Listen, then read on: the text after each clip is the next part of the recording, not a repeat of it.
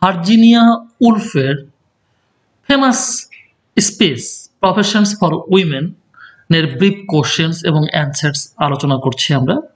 তো rhetoric and style in professions for উইমেনের আমরা আজকে প্রথম পর্ব আলোচনা করছি, পার্ট 1। তো পার্ট 1 এর পরে আমরা হয়তো পার্ট 2 আসবে পরে। তো আমরা গুরুত্বপূর্ণ কিছু রেটরিক অ্যান্ড স্টাইল নিয়ে কোশ্চেন আমরা আজকে দেখব। তো শুরুতেই আমরা আমাদের পরিচয় দিয়ে নিচ্ছি। আমরা ভার্চুয়াল ভার্সিটি ইউটিউব চ্যানেলের পক্ষ থেকে আপনাদের স্বাগতম জানাচ্ছি। আর হোয়াইট বোর্ড এটি ফেসবুক পেজ, তার পক্ষ থেকে আপনাদের স্বাগতম জানাচ্ছি। তো আপনারা অবশ্যই এই ভার্চুয়াল ভার্সিটি ইউটিউব চ্যানেলটি সাবস্ক্রাইব করবেন এবং হোয়াইট বোর্ড পেজটি লাইক করবেন। আর আমি মির্জা সুলতান মাহমুদ স্বপন আপনাদের সবাইকেই স্বাগত জানাচ্ছি। তো শুরুর কোশ্চেনটি হচ্ছে এমন: give an example of an understatement used by Woolf in her speech. Understatement, what is understatement? Understatement আপনারা বুঝতেই পারছেন, স্টেটমেন্ট মানে কোনো কথা বলা, কোনো বিবৃতি। আন্ডারস্টেটমেন্ট অর্থ হবে কি? আমরা যেমন বলি আন্ডার এস্টিমেট, তার মানে হচ্ছে মূল্যায়নটা নিচে করা। তাহলে আন্ডার স্টেটমেন্ট মানে হচ্ছে কোনো কিছু সম্পর্কে কমিয়ে বলা। ওভার স্টেটমেন্ট মানে কোনো কিছু বাড়িয়ে বলা। আর আন্ডার স্টেটমেন্ট হলে কি হবে? কোনো কিছু কমিয়ে বলা। তো এটি একটি রেটরিক্যাল ডিভাইস। এর লেখকেরা এবং বাগ্মীরা যারা বক্তারা এগুলো ব্যবহার করে থাকে স্পেশাল এমফ্যাসিস দেওয়ার জন্য। তো আমরা দেখছি আমাদের অ্যান্সারটি যে এখানে কোথায় উনি ভার্জিনিয়া উলফ কোথায় আন্ডার স্টেটমেন্ট ব্যবহার করেছেন আমরা দেখে নিচ্ছি। তাহলে an understatement is found in the first paragraph। প্রথম প্যারাগ্রাফই পাওয়া যাচ্ছে। উনি যে লিখেছেন, উনি যে বলেছেন স্পিচটা, প্রথম প্যারাগ্রাফে দেখছি when Wolf says, যেখানে উলফ বলছেন writing was a reputable and harmless occupation. Writing was a reputable তার মানে হচ্ছে লেখা একটি বিখ্যাত এবং অকুপেশন সম্মানজনক এবং একটি হার্মলেস, হার্মলেস মানে ক্ষতিহীন, কোনো ক্ষতি করতো না, ক্ষতিহীন একটি পেশা ছিল।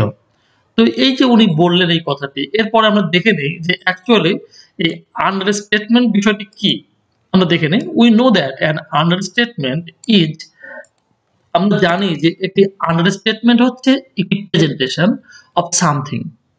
ভালো করে খেয়াল করেন, প্রেজেন্টেশন অফ সামথিং, কোনো কিছুকে প্রকাশ করা, কোনো কিছুকে দেখানো। কিভাবে দেখানো? প্রেজেন্টেশন মানে দেখানো। অ্যাজ বিং স্মলার মানে কোনো কিছু চাইতে কোনো কিছু ছোট করে দেখানো। এখন আমরা বললাম যে সে অনেক বড় মাপের মানুষ, তারপরে কেউ যদি বলল সে একটা মাঝারি মাপের মানুষ, তার মানে কি ছোট করে দেখালাম। আর লেস গুড মানে কম ভালো করে দেখানো, লেস গুড। বললাম যে হ্যাঁ এই প্রোডাক্টটা অনেক ভালো, আর যদি বললো যে আছে মোটামুটি, এই যে আছে মোটামুটি বললে কিন্তু লেস গুড হয়ে গেল, তার মানে আন্ডারস্টেটমেন্ট হয়ে গেল। এবং লেস ইম্পর্টেন্ট, আমরা বললাম যে এই পরীক্ষার প্রশ্নটি কিন্তু পরীক্ষার জন্য খুব বেশি বেশি গুরুত্বপূর্ণ, এটা পরীক্ষা আসবেই আসবে। কিন্তু তা না বললে কিছুক্ষণ পরে একজন বললো যে আসতেও পারে নাও পারে। তো এই যে এই ক্ষেত্রে আমরা যেটা বলবো সেটি হচ্ছে যে এটাকে আন্ডারস্টেটমেন্ট করা হচ্ছে। তার মানে দ্যান রিয়ালি ইজ, সত্যিকারের যেটি তার চাইতে কমিয়ে বলা, এটাকে বলা হয় আন্ডারস্টেটমেন্ট। তো আমরা কিন্তু এর বিপরীতটাও অলরেডি শিখেছি, সেটা হচ্ছে এক্সাজারেশন করা হয়। এক্সাজারেশনটা বাড়িয়ে বলা হয়, তখন কিন্তু আমরা বলি হাইপারবোল। আর হাইপারবোলের উল্টাটা হচ্ছে আন্ডারস্টেটমেন্ট। দেখছি আমরা দিস ইজ অ্যান আন্ডারস্টেটমেন্ট। আমরা যে এখানে সেন্টেন্সটা দেখলাম যে writing was a reputable and harmless occupation, এটি কিন্তু একটি আন্ডারস্টেটমেন্ট। কেন? এই যে ব্যাখ্যাটি দেখেন, this is an understatement because as she says later in her speech, পরে তিনি তখন বললেন যে এটা হার্মলেস অকুপেশন মানে ক্ষতি করে না কোনো, কিন্তু উনি কিন্তু আবার পরে বললেন যে রাইটিংটা অ্যাকচুয়ালি হার্মফুল, এটা ক্ষতিকর occupation because a writer has to think, কারণ একজন লেখককে চিন্তা করতে হয়। কি চিন্তা করতে হয়? Whether her arguments are acceptable in society, সমাজে তার এই যুক্তিগুলো গ্রহণযোগ্য কিনা, এই সমাজে তার যুক্তিগুলো তার কথাগুলো গ্রহণযোগ্য কিনা, এইটি একজন লেখককে ভাবতে হয়, লেখককে এটি ব্রেনে রাখতে হয়। তাহলে লেখক নিজে স্বাধীন থাকতে পারে না, নিজের মতো করে সে লিখতে পারে না, সে সমাজের মানুষের চাপে, সমাজের চাপে কিন্তু সে লেখে। তাহলে এটি কিন্তু একটা ব্যাড থিং, তার মানে এটি ক্ষতিকর, এটি লেখকের জন্য ক্ষতিকর। এটি বলা হচ্ছে যে প্রথমে উনি বললেন যে এটি কিন্তু হার্মলেস। হার্মলেস বলা হলো কিন্তু পরে বলা হলো যে না এটা হার্মলেস না, এটাতে হার্ম আছে। তার মানে এটিকে কিন্তু প্রথমে কম বলা হয়েছে, কমিয়ে বলা হয়েছে। এটিকে কম ইম্পোর্টেন্ট বলা হয়েছে। পরে কিন্তু এটা বেশি ইম্পোর্টেন্ট হয়ে গেছে, বেশি ক্ষতিকর হয়ে গেছে। তো আমরা নেক্সট কোয়েশ্চেনটা দেখছি। Give an example of parallel structure used by Woolf in her speech. Parallel structure. Woolf তার বক্তব্যে প্যারালাল স্ট্রাকচার কিভাবে ব্যবহার করেছেন তার একটা উদাহরণ দেই আমরা। তো আমরা দেখছি যে উলফ দেখিয়েছেন একটি প্যারালাল স্ট্রাকচার ডেমনস্ট্রেট মানে দেখানো। প্যারালাল স্ট্রাকচার উনি দেখিয়েছেন। প্যারালাল শব্দটাই কিন্তু আপনারা দেখছেন যে প্যারালাল মানে সমান্তরাল। রেল লাইন বহে সমান্তরাল। দুই ভুবনের দুই বাসিন্দা সঙ্গী চিরকাল, রেল লাইন বহে সমান্তরাল। তো এই যে রেল লাইন কিন্তু পাশাপাশি চলে, দুটো রেল কিন্তু একই রকম, দুটো রেলই হয়তো লোহার হয়ে থাকবে বা অথবা সেটি স্টিলের হয়ে থাকবে। তার মানে প্যারালাল বলতে বোঝায় একই মানের হবে। দুজন যদি দুই ভুবনের দুই বাসিন্দা কিন্তু দুজন মানুষ, তার মানে একই রকম হতে হবে। এইটা যখন হবে তখনই আমরা বলবো প্যারালাল স্ট্রাকচার। তো আমরা পরবর্তীতে ভালো করেই বুঝবো ইনশাআল্লাহ। একটু ধারণা দিলাম প্রথমে।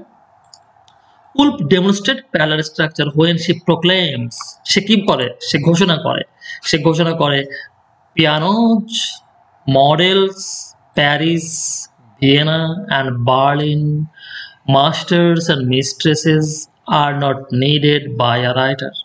তার মানে এইগুলো রাইটারের লাগবে না, তো রাইটারের লাগবে না তার মানে কি লাগবে না আমরা দেখলাম। এই যে এখানে খেয়াল করেন pianos, আপনি যদি ভালো করে খেয়াল করেন এটি পার্টস অফ স্পিচ দেখেন, কোন parts of speech? Noun. Models কোন parts of speech? Noun. Paris noun, Vienna noun, Berlin noun, masters noun, mistresses noun, all are noun. তার মানে এখানে উনি এই স্পিচে এই ওয়ার্ডগুলো ব্যবহার করেছেন। কি ব্যবহার করেছেন এখানে দেখেন, কনজাংশন ব্যবহার করেছেন, কোঅর্ডিনেটিং কনজাংশন ব্যবহার করেছেন, অ্যান্ড। তো আমরা এখন দেখে নিব যে অ্যাকচুয়ালি কাকে বলা হয় প্যারালাল স্ট্রাকচার। তো আমরা একটু দেখে নেই। উই নো দ্যাট, আমরা জানি যে parallel structure means using the same pattern of words. Yes, same pattern of words, যেখানে সেম প্যাটার্ন অফ ওয়ার্ডস দেখেন আপনি, noun noun noun noun noun. Yes, same pattern of words two show that, এটা দেখাতে যে two or more ideas, দুটো অথবা তার বেশি। হ্যাঁ, আমাদের এখানে দুটো বা বেশি আইডিয়া আছে। পিয়ানোদের মডেল ধরলে যে দুটো হয়ে যায়, আরো বেশি আছে, Paris, Vienna, Berlin, masters, mistresses, তো 6-7টি আছে। To show that two or more ideas have the same level of importance, এবং এরা কিন্তু সমান গুরুত্বপূর্ণ। এখানে কাউকে কম গুরুত্ব বা বেশি গুরুত্ব দেওয়া হয়নি, সবগুলো সমান গুরুত্বপূর্ণ, এবং সমান গুরুত্বপূর্ণ হয়েছে দেখে তাদেরকে একই লেভেলে নিয়ে আসা হয়েছে। Have the same level of importance মানে গুরুত্বের যে স্তর সবারই সমান, সবাই নাউন, এবং সবাইকে সমানভাবে এখানে বক্তা ট্রিট করেছে। তাহলে আমরা বুঝতে পারলাম যে parallel structures used coordinating conjunction such as and, এই যে অ্যান্ড ব্যবহার করে, এখানে অ্যান্ড পেয়েছি আমরা, অর পাইনি টু জয়েন দ্য আইডিয়া, এই আইডিয়াগুলোকে একসাথে করার জন্য কি ব্যবহার করা হয়? অ্যান্ড ব্যবহার করা হয় অথবা অর ব্যবহার করা হয়। Here Woolf utilizes, এখানে আমরা দেখেছি যে Woolf কিন্তু ব্যবহার করেছে the same grammatical format to tell what a writer does not tell। তার মানে কি ব্যবহার করেছে? কোন grammatical format ব্যবহার করেছে? Yes, noun ব্যবহার করেছে। তার মানে উনি কি করতেন? সব জায়গায় কিন্তু নাউন ব্যবহার করেছে। তাহলে যদি আমরা কখনো অ্যাডজেক্টিভ পেতাম, প্যারালাল স্ট্রাকচারে কি হতো? সবগুলো অ্যাডজেক্টিভ হতো। যদি অ্যাডভার্ব পেতাম তাহলে সবগুলো অ্যাডভার্ব হতো। যদি কোনো ফ্রেজ পেতাম তাহলে সবগুলো নাউন ফ্রেজ হলে সবগুলো নাউন ফ্রেজ হবে। সবগুলো যদি ক্লজ হয় তাহলে সবগুলো একই ক্লজ হবে। এটুকুই আমরা বলব প্যারালাল স্ট্রাকচারস। যেমন আপনি যদি মনে করেন যে সেন্টেন্সের দিকে দেখেন যে আই হ্যাভ এ ড্রিম, এভাবে যদি কেউ বারবার বলছে, তার মানে একই রকম সেন্টেন্স যদি বলে থাকে, I have a dream, I have a hope, I have a life, I have a love, তো এই যে এভাবে বললে আমরা কিন্তু সেটাকে বলবো parallel structures. I think you could understand it well. আমরা পরবর্তী কোশ্চেনটি দেখছি। Give an example of rhetorical question used by Woolf in her speech. Rhetorical question, question তো কোশ্চেনই, আবার rhetorical কেন? Rhetorical মানে হচ্ছে বাক্যালঙ্কারগুলো। তার মানে হচ্ছে ভাষা যখন মানুষ কথা বলে, কথা সুন্দর করার জন্য অলংকার দরকার হয়। অলংকারের জন্য কথায় যে অলংকার দেওয়া হয় সেটিকেই বলা হয় rhetoric। আর যদি কোনো প্রশ্ন করা হয় কথায় অলংকার দেওয়ার জন্য সেটিকেই বলা হয় rhetorical question। যেমন আচ্ছা আপনারা বলুন তো rhetorical question কাকে বলে? অ্যাকচুয়ালি আমি কি আপনাদের এখনো বলেছি যে rhetorical question কাকে বলে? কিন্তু এই প্রশ্নটি করেছি। তার মানে এমন কিছু প্রশ্ন থাকে যেটি বক্তা করে থাকে, যেটি লেখক করে থাকে সেটি হলো উনি আশা করেন না যে এই প্রশ্নের উত্তর কেউ দিবে। উনি প্রশ্নের উত্তর নিজেই দিবেন অথবা নিজেই দিয়েছেন। নিজে দিবেন অথবা নিজে দিয়েছেন। কিন্তু উনি প্রশ্নটা করে থাকেন। এরকম প্রশ্ন কিন্তু আমরা দেখে থাকি। এই প্রশ্নগুলো আচ্ছা আপনি কি আচ্ছা বলেন তো দেখি আমাদের বাড়িতে সবচাইতে গুরুত্বপূর্ণ ব্যক্তি কে? তো আমাদের বাড়িতে সবচেয়ে গুরুত্বপূর্ণ ব্যক্তি কে? এটা আপনি কিভাবে জানবেন? কিন্তু অ্যাকচুয়ালি আমি আপনাকে কেন বলেছি? কারণ আমি সেই ইনফরমেশনটা আপনাকে দিতে চাই। অথবা আপনাকে অলরেডি একটি স্টোরি বলেছি। সেই স্টোরি থেকে আপনি ধরে নিবেন যে সবচাইতে গুরুত্বপূর্ণ ব্যক্তি কে? তাহলে বুঝতে পারলাম আমরা যে rhetorical question টা কি। তো rhetorical questions are present আমরা rhetorical question দেখি তার স্পিচে। কোথায় দেখি? when he say, she ask যখন সে প্রশ্ন করে এভাবে। But what professional experiences have I had? আমি কোন পেশাগত অভিজ্ঞতাগুলো পেয়েছি? কিন্তু আমি কোন পেশাগত অভিজ্ঞতাগুলো পেয়েছি? তাহলে স্পিকার কি প্রফেশনাল এক্সপেরিয়েন্স গ্যাদার করেছে সেগুলো কি তার অডিয়েন্স জানবে? জানার কথা না। এবং উনিও আশা করেন না যে এই প্রশ্নটির উত্তর তার অডিয়েন্স তাকে দেবে। বরং উনি নিজেই কিন্তু এই প্রশ্নের উত্তরগুলো অলরেডি দিয়ে দিয়েছেন। এবং এটা লম্বা উনি তালিকা করেছেন যে অ্যাকচুয়ালি উনি যে এই তার যে আ এক্সপেরিয়েন্স গুলো উনি কিন্তু অনেক এক্সপেরিয়েন্স এর কথা বলেছেন। কিন্তু উনি কিন্তু আবার জিজ্ঞাসাও করছেন যে কি এক্সপেরিয়েন্স আমি ফেস করেছি। তার মানে এটি rhetorical কোয়েশ্চেন। উনি চান নাই এই অ্যান্সার কারো কাছ থেকে। উনি জাস্ট নিজেই বলেছেন। We know that আমরা তাহলে একটু দেখে নিই যে কাকে বলে rhetorical question. We know that rhetorical question is a question which is asked to create a dramatic effect rather than to get an answer. Yes, নাটকীয়তা একটা নিয়ে আসার জন্য নাটকীয়তা নিয়ে আসার জন্য। যেমন আমি আপনার সাথে যদি টানা কথা বলে যাই, you will feel bored. You will feel bored. আপনার কাছে লাগবে যে কি বলে স্যার একই রকম করে কথা বলছে। তার কাছে কথা ভালো লাগছে না। তো মাঝে যদি আপনাকে কিছু প্রশ্ন করি, হ্যাঁ, আপনি কি একটু বুঝেছেন? আচ্ছা বলেন তো দেখি এরকম কেন হয়? তখন কিন্তু আপনি একটু জাস্ট একটু নড়ে-চড়ে বসবেন যে আমাকে একটা কোয়েশ্চেন করা হচ্ছে, এই কোয়েশ্চেন এর আমি অ্যান্সার দেই। এই যে এই ড্রামাটিক ইফেক্ট নিয়ে আসার জন্যই কিন্তু এই কোয়েশ্চেন গুলো করা হয়ে থাকে। আর আমি যখন রেকর্ডিং করি তখন আপনি কিভাবে আমাকে অ্যান্সার দিবেন? আমি কিন্তু আশা করি না যে আপনি অ্যান্সার দেবেন। He narrated a list of good qualities. উনি কিন্তু good qualities of our work life উনার জীবনের যে ভালো দিকগুলো উনি কিন্তু একটি তালিকা বর্ণনা করেছেন। That means she has a lot of experience. তার মানে কিন্তু উনার অভিজ্ঞতা আছে অনেক। কিন্তু উনি বলছেন she asked this question which proves that she does not need an answer. তার মানে তো বোঝা যাচ্ছে যে উনার কিন্তু অ্যাকচুয়ালি উনি অ্যান্সার গুলো দিয়েই দিয়েছেন সেই প্রশ্নের এবং সেটি নিজে করছেন। এজন্য আমরা বলতে চাই যে rhetorical question. নেক্সট দেখছি give an example of an irony used by Woolf in her space. তার মানে আমরা বলছি যে উলফ যে আয়রনি ব্যবহার করেছেন তার স্পিচে তার একটি উদাহরণ আমরা দেই। অ্যাকচুয়ালি এগুলো কিন্তু বাক্যালঙ্কার। এগুলো ব্যবহার করে লেখকেরা, কবিরা, বক্তারা বিখ্যাত হয়ে যান। তাদের দেখা বক্তব্যগুলো শুনতে এত ভালো লাগে, পড়তে এত ভালো লাগে। তো Woolf uses irony when she says writing was a reputable and harmless occupation due to the fact that later in the essay she is disturbed by the angel in the house while writing. তো এটি ব্যাখ্যা করার আগে আমরা একটু দেখে আসি actually what is an irony? Irony কি? তো একটু দেখেন আয়রনি হচ্ছে সেই জিনিস তার মানে যেটি আশা করা হচ্ছে, আইরনি হচ্ছে সেই পার্থক্যটাকে বোঝায় যেটি আশা করা হচ্ছে যে ঘটবে এবং যা আসলে ঘটে। যেটি আশা করা হচ্ছে ঘটবে এবং যা আসলে ঘটে। এই যে এই পার্থক্যটিকেই বলা হয় আ আইরনি। তার মানে আমরা বলি যে irony of fate তারপরে ভাগ্যের নির্মম পরিহাস। ভাগ্যের নির্মম পরিহাস কখন বলা হয়? যেমন একজন কি করলো? একজন কাউকে সেভ করতে গেল। একজন কাউকে সেভ করতে গেল, সে হয়তো আম বাসের নিচে পড়তে যাচ্ছে, তখন তাকে সেভ করতে গেল। এখন সেভ করতে গিয়ে সে নিজে অ্যাক্সিডেন্ট হয়ে গেল এবং সেই আক্রান্ত হলো। তার মানে এটাকে বলা হয় আইরনি অফ ফেট। তার মানে যেটি আশা করা হচ্ছিল যে সে তাকে সেভ করবে, এই সেভ না করে সেই কিন্তু বরং আনসেভ হয়ে গেল। এই যে এরকম ঘটনা যখন ঘটে তখনই আমরা বলি যে এটিকে আইরনি বলা হচ্ছে। আমরা আবার দেখে নিই, what is expected to happen, যা ঘটার কথা, আর হোয়াট অ্যাকচুয়ালি হ্যাপেন্স, এবং যা ঘটে, এই দুটোর মধ্যে পার্থক্যকে বলা হয় আইরনি।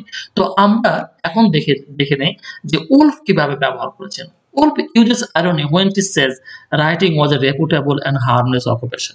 তার মানে উনি বলছেন যে লেখা একটি রেপুটেবল, মানে খুবই সম্মানজনক, বিখ্যাত এবং একটি ক্ষতিহীন পেশা ছিল।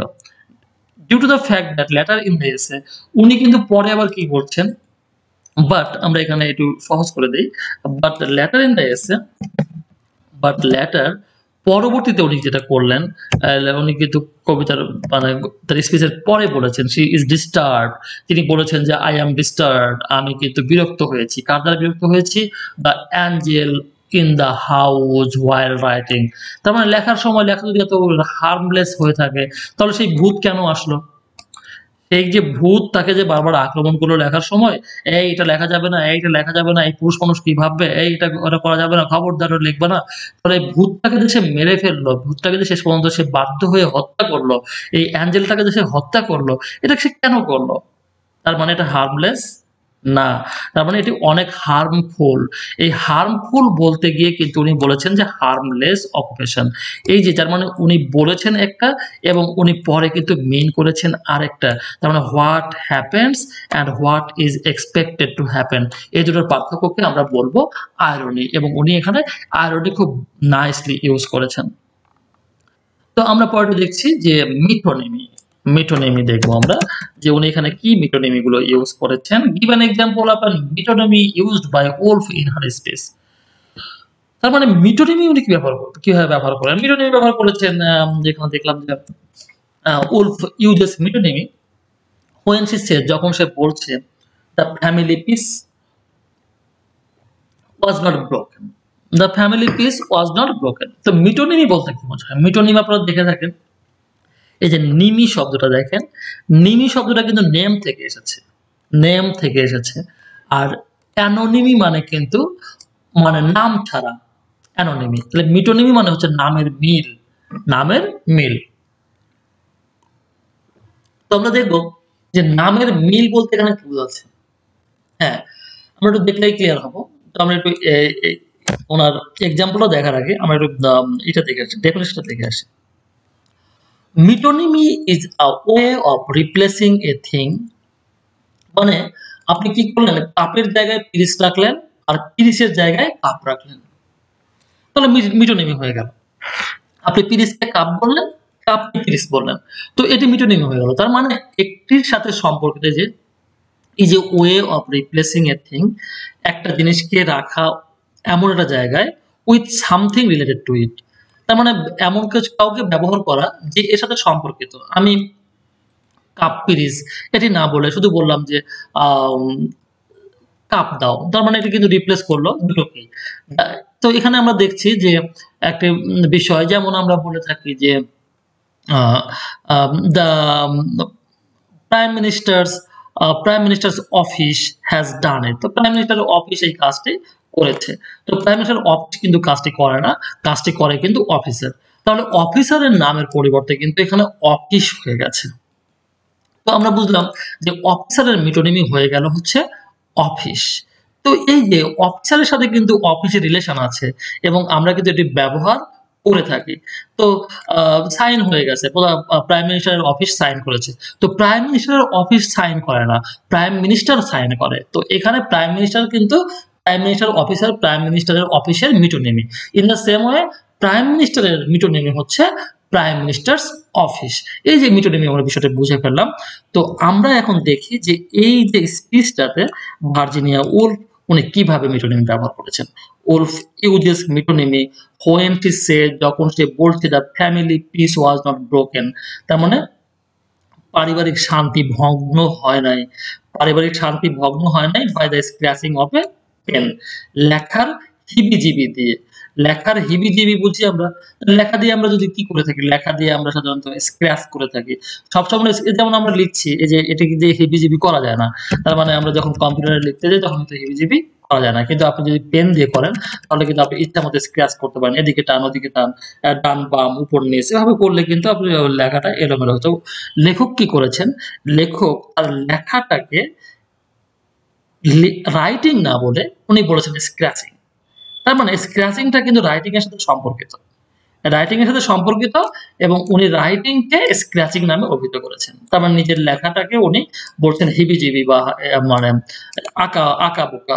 তো এই আঁকাবুকা লেখাকে যখন আঁকাবুকা বলা হচ্ছে তখন এটা মিটোনিমি হয়ে যাচ্ছে। এবং আমরা জানি যে স্ক্র্যাচিং এর সাথে রাইটিং এর সম্পর্ক আছে। তাহলে আমরা কি বুঝলাম? Metonymy is a way of replacing thing or idea, একটি জিনিসকে বা একটি ধারণাকে প্রতিস্থাপিত করা with something related to it, এমন কিছু দিয়ে যা এর সাথে সম্পর্কিত। কিন্তু সম্পর্কিত না এমন কিছুতে রিলেটেড করলে কিন্তু হবে না। The scratching signifies Wolf writing. এখানে স্ক্র্যাচিং বলে যেটি বোঝাচ্ছে, সিগনিফাই করছে কাকে বোঝাচ্ছে? উলফের রাইটিং কে বোঝাচ্ছে। তাহলে আমরা বুঝতে পারলাম যে আমাদের এটি কিন্তু হয়ে গেল, যে এটি তার মানে আমরা বুঝলাম যে এখানে মিটোনিমি ইউজ করা হয়েছে।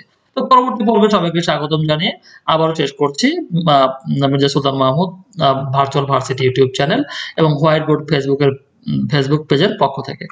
উইশের গুড লাক। এবং আপনার একটা কথা মনে রাখবেন যে হ্যান্ড নোটের লিঙ্ক ডেসক্রিপশন বক্সে দেওয়া থাকে, আপনারা সেটি ইউজ করবেন এবং সেটি কাছে রাখবেন যাতে পরবর্তীতে এক্সামের জন্য ইউজ করতে পারেন। উইশের গুড লাক।